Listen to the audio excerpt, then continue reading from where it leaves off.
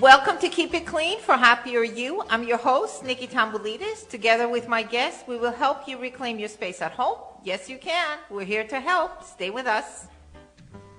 Welcome back. We're back with our guest professional organizers, Susan Lavallo from Clutter Solutions, Caroline Caldwell from Caldwell Evolution, from all the way from Toronto, Canada. She's joining us via Zoom. And Matt Beyer from Matt Beyer Organizing. Welcome. We're talking how to let go of stuff. And in this segment of the show, we're going to talk and answer our listeners' questions. I don't know if you guys heard about the minimalist packing party from two friends. Brian, he became a minimalist. Together with friends, they packed up everything in his apartment as he was moving out. Over the next 3 weeks, he only pulled out 20% of what was in the boxes. He ended up donating the 80% to charity. So minimalists, I think you guys have ideas about that. Caroline, before we go into questions? Yeah, it's not for everybody. It is for some people. Some people really engage with the concept of minimalism and living with as little as they possibly can, but other people do not. And I think it's important to have the amount of things in your life that are meaningful to you help you to exercise your priorities and your values. Nothing more, nothing less. Susan? So I mentioned in the last segment that Matt and I are part of a group with another professional organizer here in Fairfield County, Shawna Turner. And we've been doing these sessions called Minimal Quest. And we've been doing that for about 4 years now. I can't believe how long it's been. Longer, before COVID, like maybe 5 years now. Yeah. And it's a monthly Zoom that we do online. It's free, and it's really meant to be a discussion group. And, you know, we put a topic out there about minimalism, and then we discuss it for an hour. But really, we're doing a lot of prep work. So the thing about minimalism, it's about intentionality. That's the big word in minimalism. And it comes to the question of how do you want to spend your time and what do you want your life to be like? You know, in the years that I've been doing this, so often I've seen that people's stuff and what they label as clutter really holds them back from the kind of life that they want to live.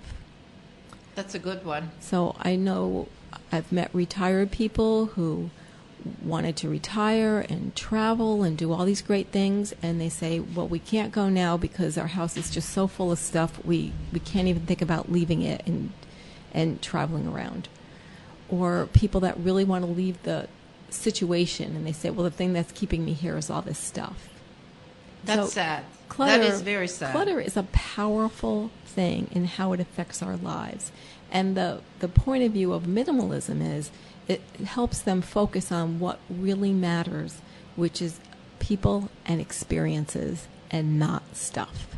So you're not recommending necessarily a packing party. Well, I'm intrigued by that idea, that he was only able to use 20% of his stuff. So, you know, I'm not a minimalist. None of us in Minimal Quest are. But we bring elements of it into our lives because certainly it's very close with what we consider normal or average decluttering and organizing, right? It's like the next level of that. I think it's the other extreme. You know, it is the other extreme. But, you know, when we look at hoarding, we look at that as being dangerous. You know, it's a not optimal living condition. I've seen children being taken out of their home because of hoarding. Yeah. I mean, that really creates an environment that's unsafe and unhealthy, where minimalism really doesn't create that at all. It's just simplifying down to the, you know, a very detailed degree of simplifying. And a lot of people say the reason they're doing that is because they want more life experience. But you think about the Saturdays where you're spending cleaning the garage and cutting the grass and you're doing all these things that have to do with maintaining your house, your car, your stuff. And they're saying they don't want that. On their day off, they really want to be off. As a professional, keeping it clean in Connecticut for 25 years, I can say my golden rule, more stuff, more cleaning, less stuff, less cleaning. Matt, your thoughts? So I mentioned a quote earlier on minimalism. I wouldn't say minimalism is the other extreme because it's not about getting rid of everything you've got and being left with nothing. It's getting rid of the excess and being left with what's most important. I'm going to repeat the quote, and this time I'm going to remember to attribute it correctly. Starting with it was Joshua Becker, who's one of the people at the forefront of the minimalist movement. It's the intentional promotion of what matters most and the removal of everything that distracts us from it. I want to talk about something from the the Julie Morgenstern book again, just because it's so good. It's how being minimalist or even just more organized can actually allow you to be more spontaneous. You know, I think there's a myth that organizers are these judgmental, school marmy perfectionists, and that's just not the case. We can actually enjoy our time more because we're organized. In the book, Morgenstern tells a story about how it's a beautiful day and she wants to take her daughter to the park, I think it was, her infant child. And she had, first she had to put together a picnic. She had to find some, I can't remember, it was like toys or something, and had to schedule this, arrange that, take care of this, look for this, find this, all these things to do. And by the time she was ready to go, you know, the daylight was leaving and the timing was terrible and the traffic was bad. When you so much time wasted. Exactly. When you can find what you want when you want it, you're ready to go and you're able to be more spontaneous. Yeah. We're going to have a question from our listeners and our producer. Well, we have someone writing in from Western Connecticut. His name is Jack. He says, "How long is your show?" Well, interesting question. "I need help regarding my home office space and my messy garage. Also, I have a hard time managing the laundry. Also, my wife passed away 2 years ago, and her clothes are in the closet. Finally, how do I motivate myself to put away my things when I am finished with them?" Caroline, I have this question for you. So there was a lot in that question. I got the laundry, motivate myself to put things away when finished, the clothes for the ex-wife, Yes. the messy garage, and I couldn't remember what the first question was. I think his wife passed away. Yeah. He said he needs home office space to help regarding his home office space and his messy garage. Okay. So maybe what I'm going to do is I'm just going to tackle one of those things, and maybe one of the others would like to tackle a couple of the others. I'm going to tackle the items of his ex-wife. We, in one of the previous segments, we talked about the difficulty in managing memorabilia and settling the estate of a loved one, especially a spouse, is very much like dealing with memorabilia, because every single thing involved in that estate could very well be laden with tremendous memories and emotions that go with it. So my suggestion would be to tackle, if there is time, and it sounds like maybe there is time. The caller didn't mention anything about being backed up against time, is to tackle a little bit at a time. So that, if it's the clothes in the closet, for example, open up the closet and think, well, what would be the low-lying fruit? What are the easy things that I could tackle that are not going to overwhelm me with emotion? They will all have memories, absolutely, for sure. Cherish the memories. If you need to, take a picture of the item and then send it to a life beyond your front door, where somebody else can love it, cherish it, use it, and appreciate it. You still have your memory, but start with the low-lying fruit. And, it may take a couple of episodes to get through all of the clothes. There are all kinds of different ways that somebody's clothes can have a second life. And if you're worried about giving them away for donation, considering, I don't know if this person's home might have a film wardrobe house, but that's a great place for clothes to have a wonderful second life. Caroline, I don't know if it makes a difference. He mentions here, my wife passed away 2 years ago. So I think maybe it's better that it's been 2 years, or no? It depends on the individual. It took my dad 7 years to tackle my mom's clothes, and really it was only because he decided to sell the house. If he hadn't sold the house, I'm not sure he ever would have tackled them. Everybody can do it differently. Some people, the clothes are gone immediately. No, the person's gone. I've said my goodbyes, and the stuff is gone. If you're not backed up against time or space issues, then do what you can, when you can, how you can. Wonderful. Susan, your thoughts? Okay, so there was a lot in that question. Matt and No I wonder he said, how long is passing your notes show? back. So I'm going to talk about putting things away and about the whole thing about motivation, because people always say that they're waiting for motivation. And part of it is that motivation may never come, but do it anyway, right? So it's not about motivation. It's about discipline. It's about knowing that we have to get it done and doing it because we're adults, and that's what we do. We do all kinds of things every day that we don't really want to do, but we have to do them because we're responsible adults. We run households, we have children, we have responsibilities, and we have to do these things. So do it anyway. One thing that you could do to get yourself started is we use this tool called the time timer, and it's a pretty big clock. It's maybe about 12 inches by 12 inches. And what it does is it makes time visible. So it has a dial, and as you push that dial, it turns it red. And as it counts down, that red space goes to white. And it just gives you a visual because time is so abstract, right? And when you look at something like that, what it's meant to do is just get you started. So make a commitment to yourself that you're going to do 15 minutes of this thing that you don't want to do, and you're not motivated to do it, but you're going to do it anyway for 15 minutes.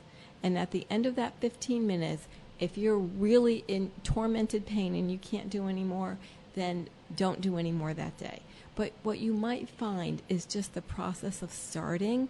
You're saying, oh, I could keep doing this. This isn't so bad. Or maybe, like professional organizers, you might find that you actually enjoy organizing. I have to backtrack here. I want to know, where do I buy this time thing? Timetimer.com. Yeah, timetimer.com. Timetimer.com. It may be. No, may be on really? That Amazon. exists, or you guys are kidding? No, It's- it's a great wonderful solution. You tool. can also it comes in about 3 different sizes, and Yep. you can also buy the app for your phone. Oh my God! It's a brilliant, what a great brilliant idea, Brightest sizes and colors. Matt. Your thoughts? Yeah. I love this Yeah. thought. By the way, it's a super low tech solution. All it is, it's about being visual. Love it. I think it's particularly designed for children and people with ADHD. However, I'm a big believer that technology and social media is making everybody have ADHD.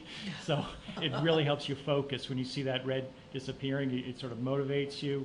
And I believe you should take a break at the end when it goes off, just so it sort of, it brings focus to what you do.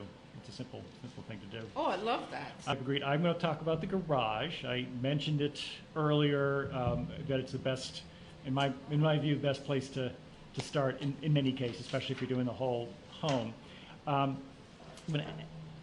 the reasons were because you can discard some large, quick wins, open up space for discards and donates. But what you do with that space is look at 3 essential items in terms of organizing. There's the things that you can put on shelves, there's the things that you can hang, and there's the non-negotiables. Now, these are things that are going to take up floor space, and there's nothing you can do about it. The car itself, of course, lawnmower, snow blower, generator is a big one. So the key then is look at how much can you get onto shelves and how much can be hung on walls or from the ceiling. I could go on, but I think that's a good place to start when considering organizing your garage. I love that because my background is economics, and it reminds me of fixed versus variable. So fixed expenses is what Matt is talking about: the car, the lawnmower, and variables is the junk. That's right. No, it's what you're keeping. It's the things that you want, that accessible. you want, but yeah. it's a good idea to let go. Yeah, oh, for sure. Yeah. Always start with that.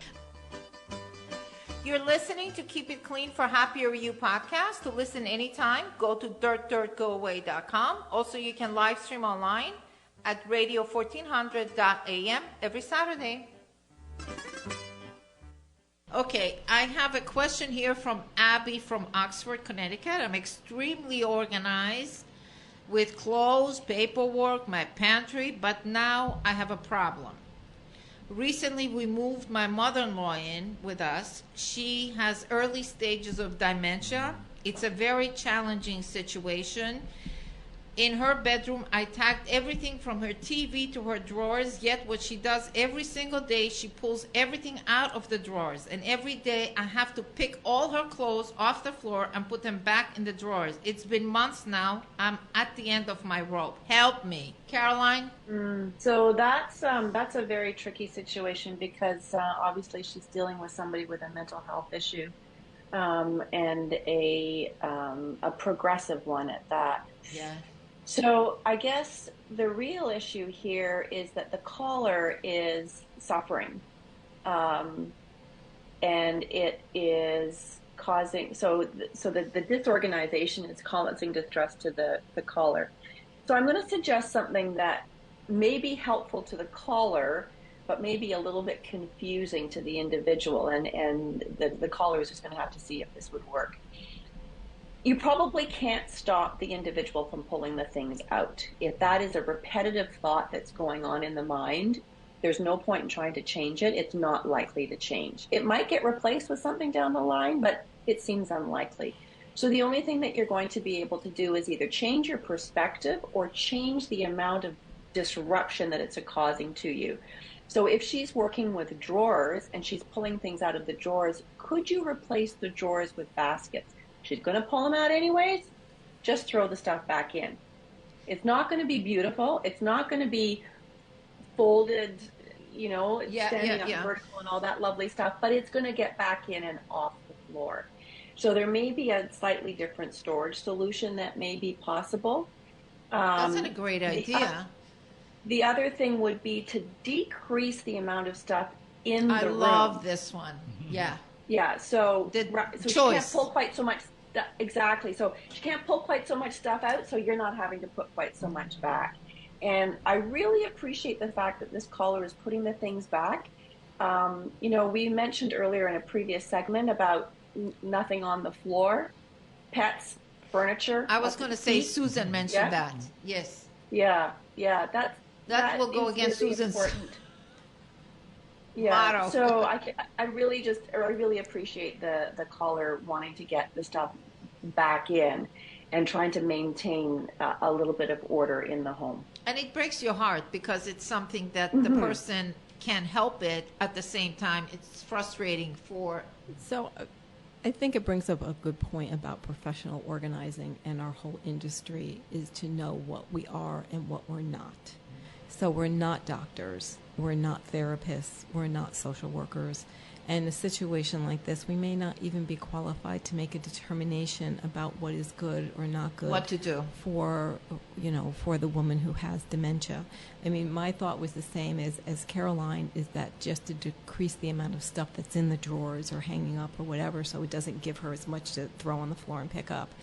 But then my next thought was, well, does she know that those things are missing?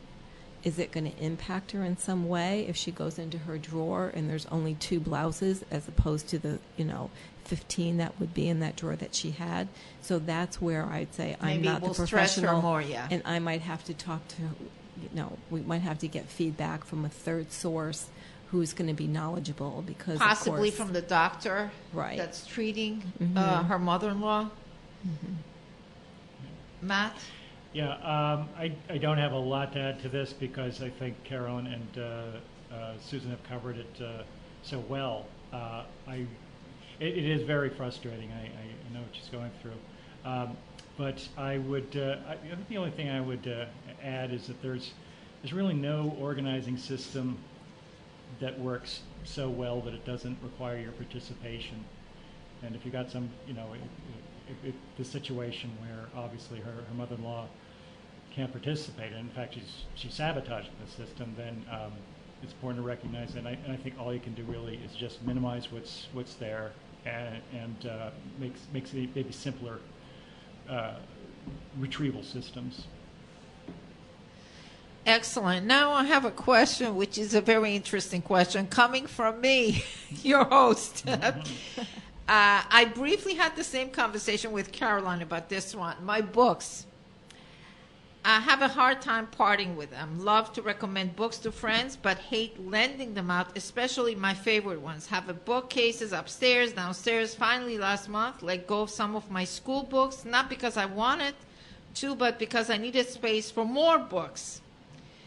Any advice about my books, parting with my books? Because I know I have to part with them. If I die tomorrow, I have a feeling a lot of people are not going to be happy with me. Caroline. Yeah, so I guess first of all, kudos to you for recognizing that it's a problem for you. I really appreciate that. Secondly, I think that you're probably on the right track. You've recognized that this is a challenge. You've recognized that this is something that's really important to you. There may be other things that you don't have a whole lot of in your home, but these ones are really important. So my strategy, my recommendation would be maybe once a month, maybe once every couple of months, to go through and see if you can't take out a handful. Start slow. Every 4 weeks, something repetitive, and just put on your favorite music, have your favorite cup of tea or beverage of choice, and feeling really good about yourself and the task ahead of you, to go through and see if you can't pull out a few that you could either give away or donate away or sell or what have you. So that on a gradual basis, you're gradually training your brain to select out the ones that you can send away beyond your front door. Susan, help me. Okay, Nikki. Excellent. Thank you, Caroline.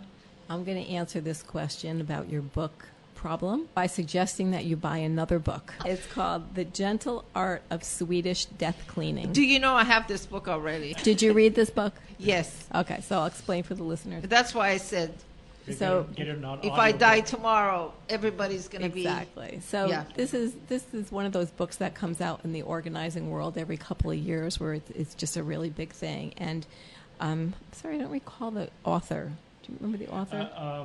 Margaret Magnuson. Magnuson's is that it? Last name. Okay. Margarita Magnuson. Oh, good. Thank you, Caroline. Thanks, All right, Caroline. so in this book, and she named it this book, she's Swedish, obviously, and there's a word for this in Swedish, but we don't have that word in our language, and that's why she did this long title for us. But it's about cleaning up your stuff so that you're not having the generation that follows you clean up after you. So in Sweden, they get to a certain part in their life where they say, okay, you know what? It's time to deal with the photographs, with the old computers, with the books, with the clothes, with the memorabilia, with any of that stuff that sits around and lingers, and they just clean it up. And they also leave very clear instructions for their executor or whoever's going to be cleaning up after they die about what to do with things, who gets the jewelry, who gets the pictures. They're very, very clear about it. And part of the reason is that they don't want to put the burden on the next generation, and they don't want fighting amongst their relatives or friends about what happens with their things. They want their families to stay a family unit. So you might think of approaching it from that direction. Yeah. I love this book. I love death cleaning, and it touched me because it talks about, and a lot of people, I know with that last name, you guys know I'm Greek. Greek people don't talk about death. Nobody in Greece is going to die. We're going to live forever. So talking about a book about death cleaning to a Greek person is totally out of the question, but I did read the book, and I agree with Susan 100% that the people that come to clear my stuff, they're not going to be happy with me, even though they may be sad that I'm dead. Matt, your thoughts? Sure. The advice I always like to give on books, it actually applies to many things, but it don't ask where, ask why. And what I mean by that is, this often applies to if you're downsizing, and but it can just apply if you have too many books in your house. So ask why. For example, are you keeping this book because it's something you want to make a point of reading? Okay, then where it should go is in a reading area. Is it a book you're keeping for reference? Okay, then maybe it makes more sense in a home office where you're going to refer to it. Is it something that you're keeping purely for sentimental reasons? Maybe it's for grandkids someday, or whatever that is. It brings back sentimental reason. If that's true, that's fine, but maybe it can be kept more remotely. Sometimes there are books of value. If that's the case, when you try to sell it, it's all about condition. So you want to keep it somewhere out of the light. Is it just books for looks? That's a big one. For example, the coffee table books are usually books for looks. I never thought of it. Yeah, I'll give you something kind of more current is, with all the Zoom calls we're dealing these days, how often do you see people's carefully curated bookshelves? They're probably not going to read those books again. It's just, and they're organized by color. It's books for looks. That's okay, but be clear on why you're keeping it, and it takes you to where it should go. Excellent. And after you do that, you're going to find that, you know what, I don't have a good reason I could justify. It's still a good book, but maybe I can donate it or sell it.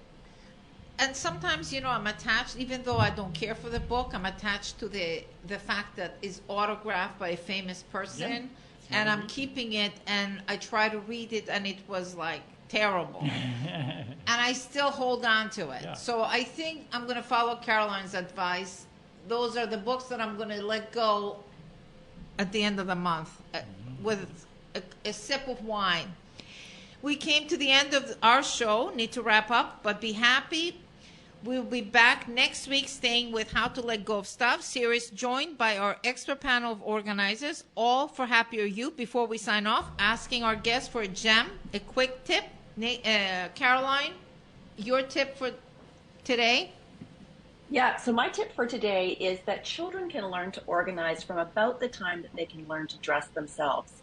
So in order to help them hang up their clothes or to pick up the clothes that they're going to wear, use the replaceable sticky hooks in the child's room. So the ones that you can change the backing, the command hooks, and put them up, use those and teach the kids to hang up their clothes, hang up their PJs, and then help them to choose their clothes and put those clothes on the next day. Love this. Love, love, love this. Susan? Okay, one of my favorite sayings is don't put it down, put it away. So we're all busy. We're trying to save just a couple of seconds, and we say, I'm going to put this here for now, and I'll put it away later. Now. And then we don't put it away, and we have accumulation. Wonderful. I say take it to its destination. Matt? Clear your desk before the end of the day. Leave a clear runway so you can hit the ground running in the morning. Wonderful, wonderful. Put everything back is mine. Everything in its place, and a place for everything. We came to the end of the show, working on more at Keep It Clean, like tips and tricks to get you started with clutter and cleaning, how to make every day an Earth Day, how to clean less, my very own 7 in 7, and my quick tip for today and every day, shoes off at the door. Bye for now. Oppa. At Keep It Clean for Happier You, we'd love to hear from you.